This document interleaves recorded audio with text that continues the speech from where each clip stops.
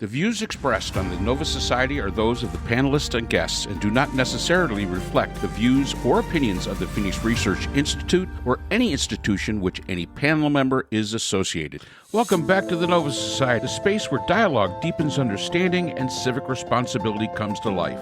I'm Dr. Mark Bound, joined by our regular panel, Dr. Scott Gershwer and Dr. Brooklyn Ann Weldon. Together, we'll unpack the stories that matter most, exploring the headlines, the history, and the big ideas shaping today's conversations. Let's dive in and hear what the panel has for us today. Today, we are again joined by our special guest, Dr. Stephen J. Ducat.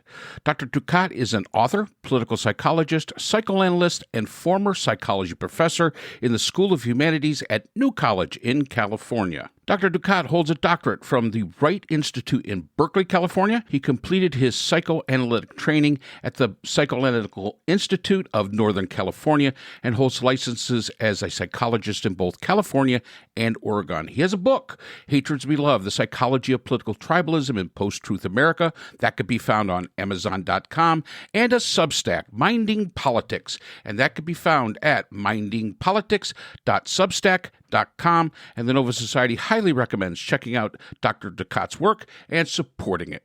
Brooke, what do we got today? So we have a question. From Roger, who lives in Atlanta, Georgia. And Roger asks, I enjoyed the discussion about Trump's mental status and that of his followers, but I don't think the issues with the electorate were fully discussed. It's obvious to me that Trump is an authoritarian. Since the United States was founded as an alternative to authoritarianism, why do those who follow Trump and claim to love democracy support someone who is obviously against everything democracy stands for? Excellent question. Thank you. Go ahead, Stephen. I'll let you take the high road on this one. Well, I don't know if it's the high road, but it's one of the roads.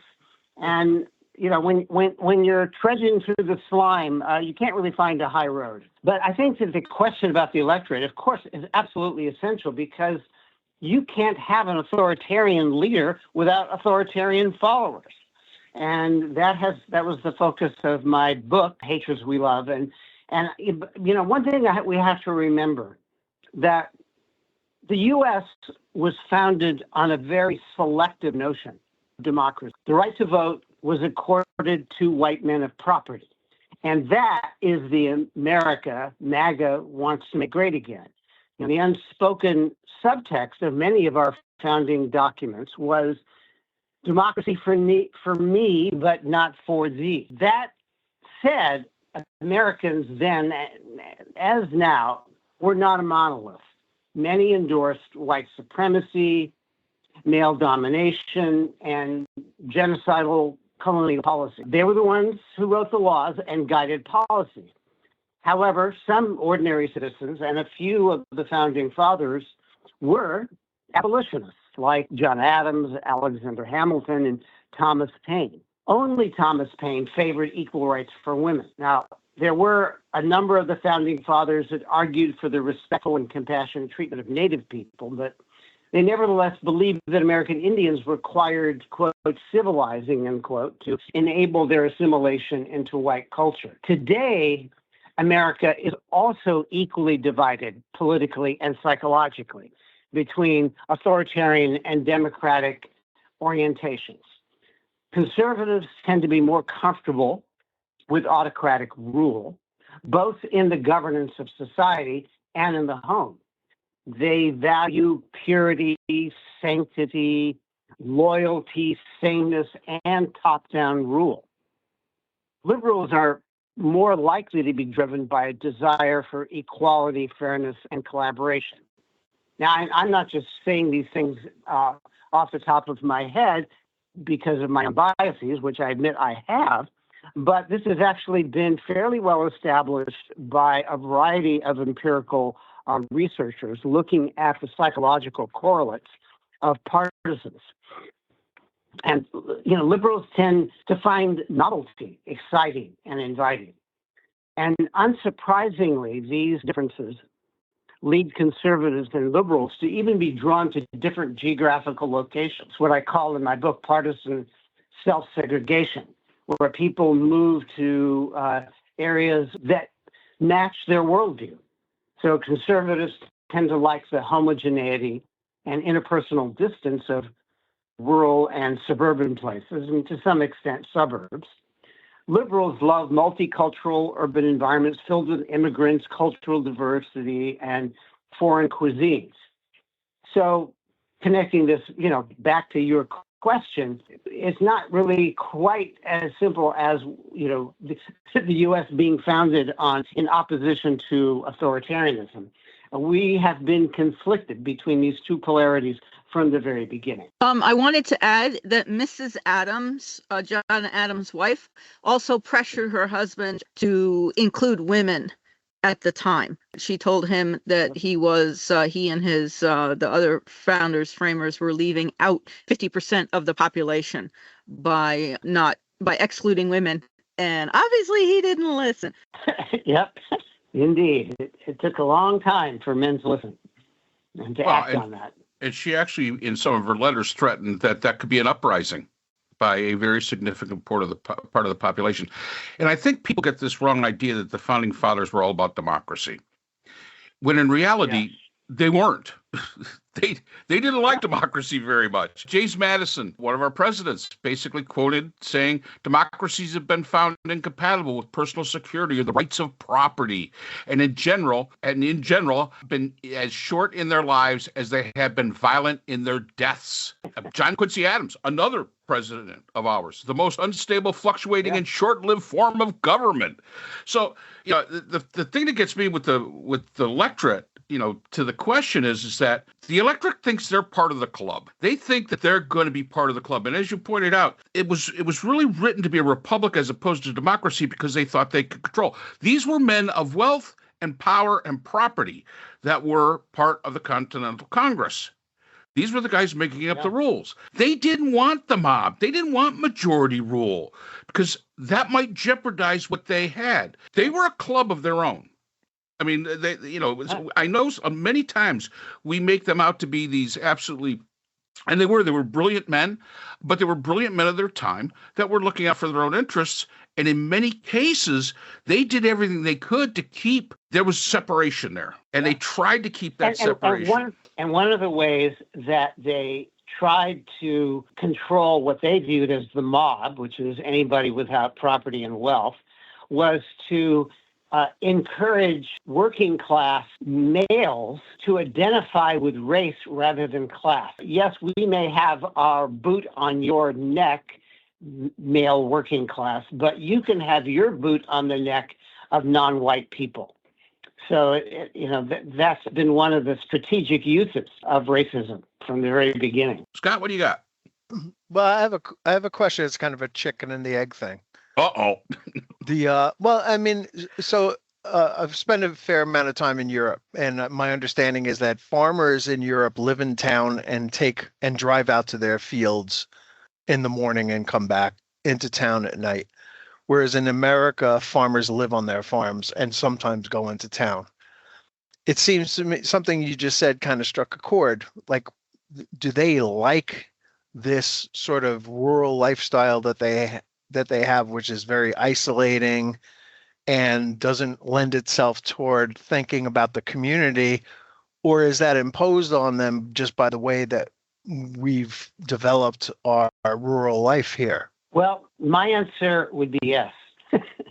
In other words, I think that, as with many things, causality operates in both directions at once.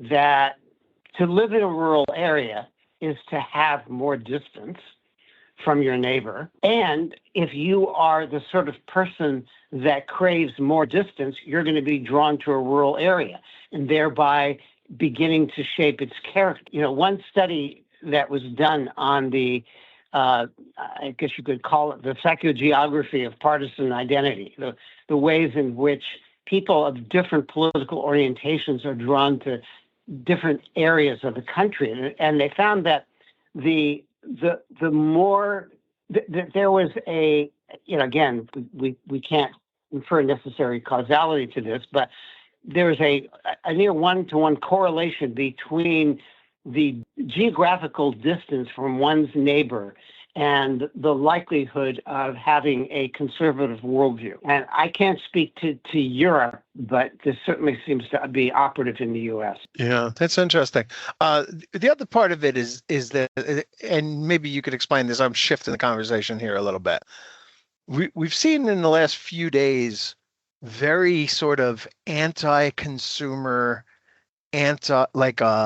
I mean, I would just say that it's a desire to be on the wrong side of everything from the Trump administration, whether it's allowing more poisons in the air or in our food, or doing away with consumer protections for this or that, whether it's banking or any kind of like fraud, letting all these convicted fraud cases, or even like those who pleaded guilty to committing fraud, pardoning them. Like, there's this movement toward being on the wrong side of rightness that seems perverse to me and destructive. And I don't understand how people are getting behind that. Well, what's going on and why people are getting behind it are different but related issues. One of the things that links all of the you could call it corruption, you could call it criminal behavior, you could call it sociopathy. In a way, being a sociopath, which is, exploiting others without conscience, has moved from a kind of psychopathology to a philosophy of governing. It is the mafioso model of governing. We have the right, we arrogate to ourselves the right to do anything, to harm anyone, to exploit anyone in order to derive monetary or some other gain. It's the freedom to harm. And I mean, that's how I talk about it in my book. And in many ways, I think it relates to one of the most, I may have talked about this in the last time we had a conversation, but I think it relates to one of the most common findings in the psychological research on partisans, which is that those on the right have what's called a social dominance orientation. That means that they view as natural and desirable a hierarchical organization of the world in which certain people, certain classes deserve more than others and should be controlling others. It's another way of talking about authoritarianism. And so part of the social dominance orientation means that you have the right to do whatever you can get away with. It's a kind of Hobbesian, world of, war of each against all. And I think that this is in many ways the explicit worldview of MAGA, especially MAGA leaders. And so we may talk a bit later about the threat that Trump is making against these Democratic legislators who are telling veterans that they have to, that they don't have to obey a legal order, because I think it very much connects to that. I don't know if you're ready to kind of talk about that, but we can get into that some more if you'd like. Yeah, we've got another question coming down the road here, and we're going to have you on. Yeah. And that'll be able to go in very nicely.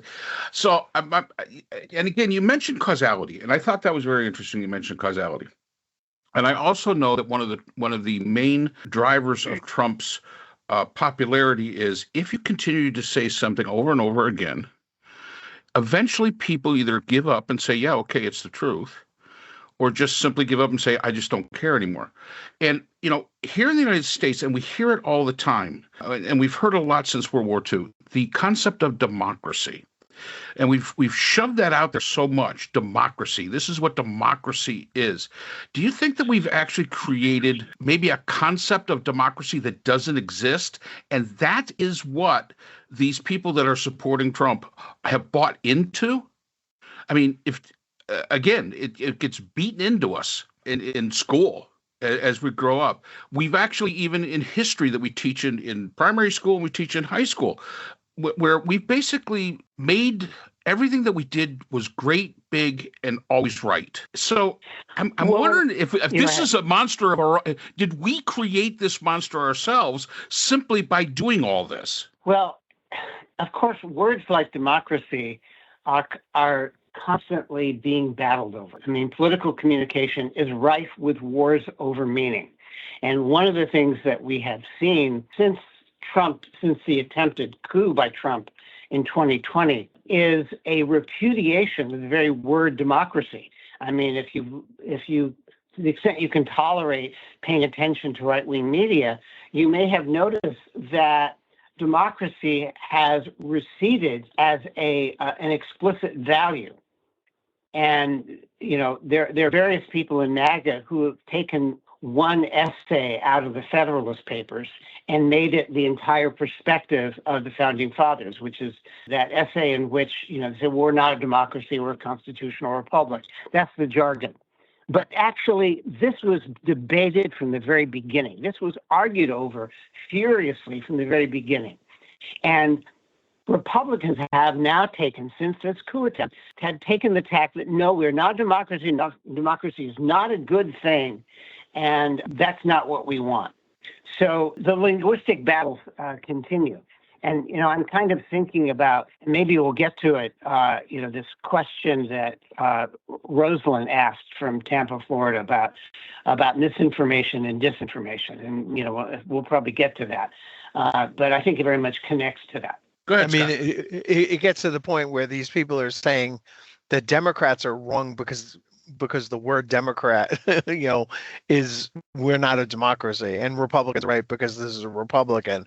And there's a difference between the two of them, and they're right and we're wrong, and you can't, which is stuff that you hear on like their right-wing radio stations and things like that. Yeah. When you listen to them, it's like this argument can't be refuted. It is absolutely positively this thing, and it's a ridiculous idea. Certainly, academically, bizarre, and yet that seems to be what at least a large part of the electorate, and if not all the populace, seems to go with. That there's a right and a wrong. Yeah, go on.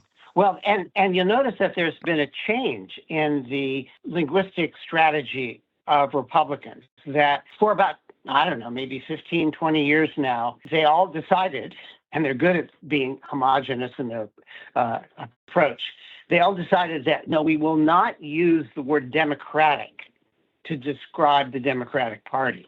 Mm-hmm. Because democratic was then, until recently, was a positive adjective. To be democratic was a good thing. So now after that they were called and still are called the Democrat Party.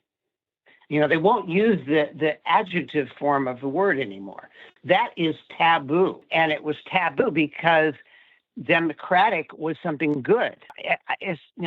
They haven't changed that, but they're no longer taking the position that to be democratic is something good. Yeah, that sounds like a Frank Luntz type of thing.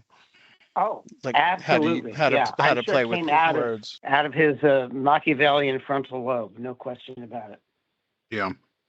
So, I mean, part of this question that kind of hit me was, since the United States was founded as an alternative to authoritarianism, I would make the argument that it was against the King of England, absolutely. But at the same time, there was Parliament that did not give the rights to the American people, which is really who they had the real argument with. And what the United States was founded on was not authoritarianism to one person, but authoritarianism to a system. Even though it was checks and balances, you still had a president who John Adams wanted to call Your Majesty in the original arguments that they had. That was one of his we should call him Your Majesty. He couldn't stand the idea that Washington just wanted Mr. President, because that was just too, in his mind, lowly. So is the concept of the United States in the minds of the citizenry, is it wrong? Have we got it all wrong all this whole time?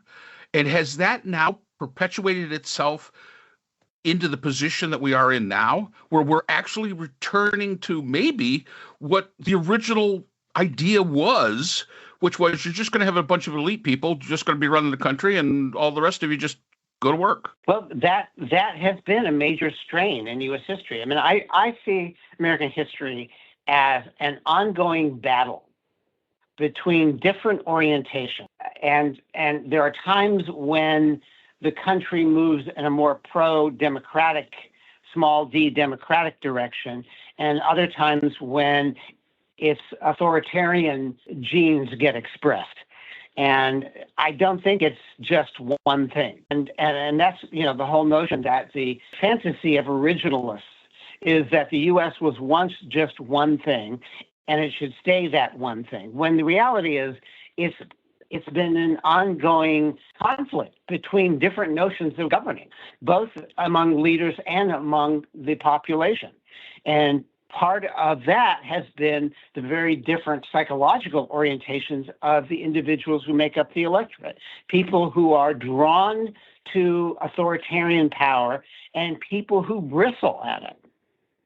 And I think, folks on this podcast are in the latter category, otherwise we wouldn't be having this conversation. So I think we're evidence of that. We're almost anarchists when it comes to that, but it does seem to me like so this is a bad reading of unitary executive of theory, right? Because the unitary executive theory is only supposed to be about the executive branch of the government. And it seems that with Congress giving up any kind of oversight, right? And, we just saw like Doge was a perfect example of authoritarianism. The Congress is supposed to, one of their three major jobs is supposed to be oversight of the executive branch. But the Congress people said, we don't have the ability to do that.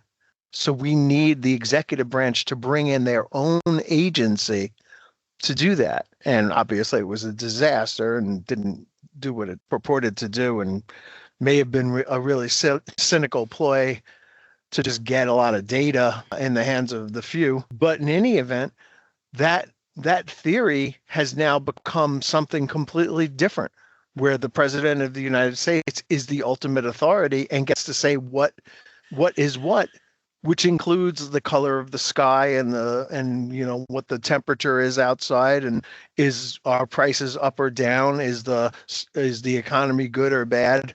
These people are drug dealers and we must kill them. There's a whole slew of executive pronouncements that are like more of an insane king than a good king in any way, shape, or form. And they're running with it. We have only one branch of government right now. People talk about the risk of fascism. Hey, folks, we're there. We have all branches of government, at least in their majorities, surrendering to the executive branch. And that happened in an astonishingly short period of time. Yeah. So what caused that to happen? And my other question is, and I've been pondering this, does the executive individual believe that prices are falling and that inflation is at 0%? Does he actually believe all of that? Or does he know he's lying to himself and everyone else? Well, I think, as I have said in other contexts, Trump believes in nothing and will say anything.